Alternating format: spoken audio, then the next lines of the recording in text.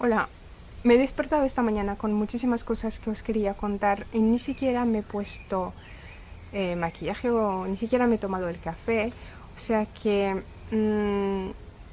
no sé cómo va a salir eso y seguramente tendré mucho eh, que editar. En cualquier caso, os quería hablar de la neurodivergencia y también de multipotencialidad. Mm, Porque hay muchísimo contenido, hay cada vez más contenido sobre neurodivergencia y multipotencialidad en las redes sociales y hay unas personas que hablan muy bien de eso, como una Bea Sánchez, por ejemplo. Me encanta escuchar lo que ella publica en YouTube. Pero por otro lado, también hay mucho contenido que transmite eh, muchas gilipolleces, pardon my French, sobre neurodivergencia. El caso es que creo que los neurodivergentes tenemos que hablar más, tenemos que hacer más ruido, tenemos que hacer que cambien por fin unas cuantas ideas preconcebidas, cambiar el paradigma que eh, dictamina la forma en que la gente se relaciona o se debería relacionar, eh, supuestamente porque es lo que la mayoría eh, hace o necesita. Y eso ya es un primer tema que quiero poner aquí. Eh, Incluso cuando Bea Sánchez u otras personas explican súper bien cómo la neurotipicidad realmente es algo normal en el sentido estadístico de la palabra y no normal en el sentido normativo de la palabra, que es, o sea, lo segundo es lo que se suele entender, sobre todo en las sociedades occidentales en las que vivimos. Eh, Incluso eso, o sea, incluso el tema de la normalidad estadística, creo que ya es hora de que se vuelva a poner en cuestión, que hagamos más investigaciones sobre realmente cuál es el porcentaje de personas en nuestras sociedades que nacieron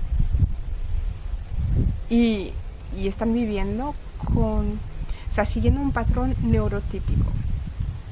Eso realmente es una pregunta que me hago, porque cuando miro a mi familia, en mi entorno cercano, puedo hablar de al menos 10 personas que tienen unos rasgos tan marcados de neurodivergencia que es casi caricatural. Y luego miro en la sociedad en la que estoy viviendo, también hay un montón de gente que siguen un patrón, que tienen unos comportamientos eh, y una forma de ser que me dicen, que me hablan neurodivergencia. Y digo, ¿cómo es posible? O sea, ¿será que yo estoy viviendo ahora en una sociedad donde la mayoría de las personas son neurodivergentes y somos como una excepción en el mundo mundial? No creo que sea el caso. Creo que de alguna forma esto de la neurotipicidad se ha impuesto en algún momento de la historia, porque por supuesto las normas sociales evolucionan, como lo sabéis muy bien. Creo que la neurotipicidad se ha impuesto como algo que es la norma, cuando en realidad quizá lo haya sido en algún momento, pero hoy en día creo que hay muchísima gente que está camuflando, que está sufriendo de masking, del camuflaje, y que sin embargo, como han sido educados según eh, normas neurotípicas, pues se las imponen a ellos mismos y las imponen o intentan imponerlas a los demás. Os voy a dar un ejemplo, el de la comunicación. Una cosa que me llama muchísimo la atención es el hecho de que, por ejemplo, prefiero hablar de forma literal, sobre todo en el trabajo, porque me parece algo más eficiente. A lo mejor se dan cuenta ahora o no, no sé.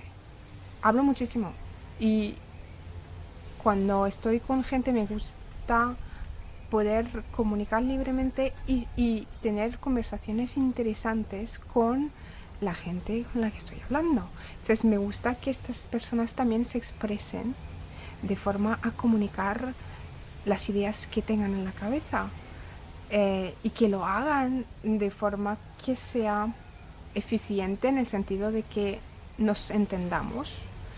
Entonces, al menos que sea alguien íntimo que comparta inside jokes o expresiones en sentido figurativo o bromas conmigo, pues prefiero hablar en el sentido literal, porque creo que es la mejor forma o es más eficiente que hablar en sentido figurativo, porque sobre todo en este mundo globalizado, las bromas que se hacen en España no se hacen o no se entienden de la misma forma en algunos países de América Latina, por ejemplo, o el francés que se habla en Francia, curiosamente hoy en día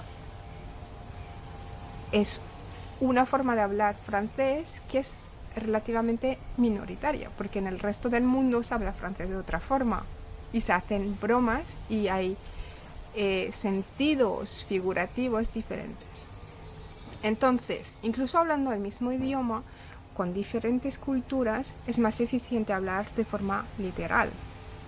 Vale, volviendo a lo que estaba intentando decir. El caso es que cuando los neurodivergentes hablan de forma literal con gente que utilizan un modo de funcionamiento neurotípico y un modo de comunicación neurotípico, las cosas se complican enseguida. Os voy a dar un ejemplo.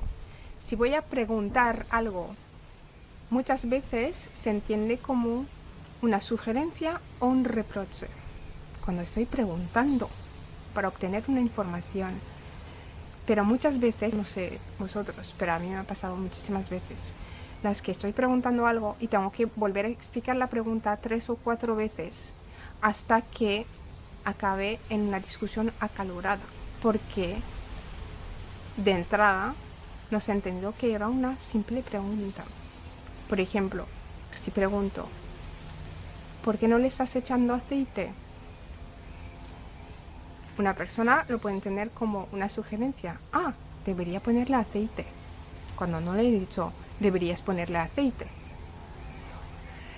Otra persona puede entender, ¿me está reprochando que no le esté echando aceite? Cuando estoy preguntando, ¿por qué no le estás echando aceite?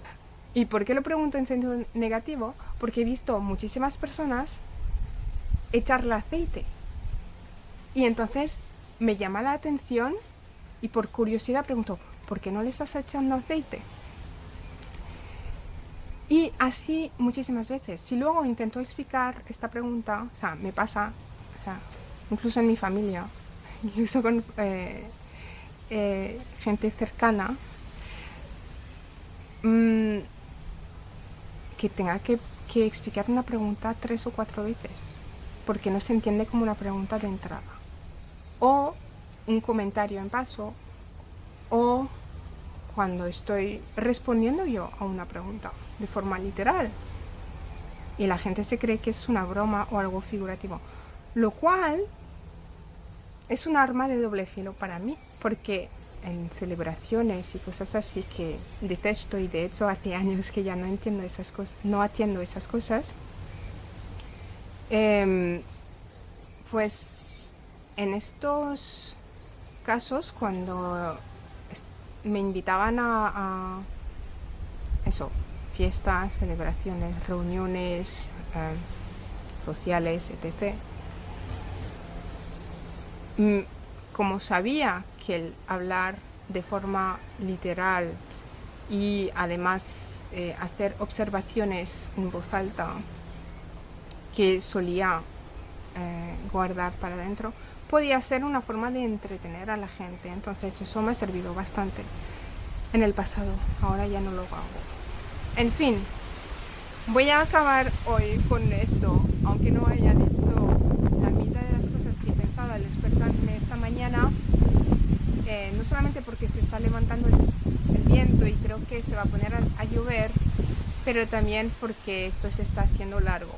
Y eso, que todavía no he tomado el café, necesito organizar un poco las ideas y entonces prometo hacer un video más estructurado con maquillaje y todo. Bueno, ya veremos.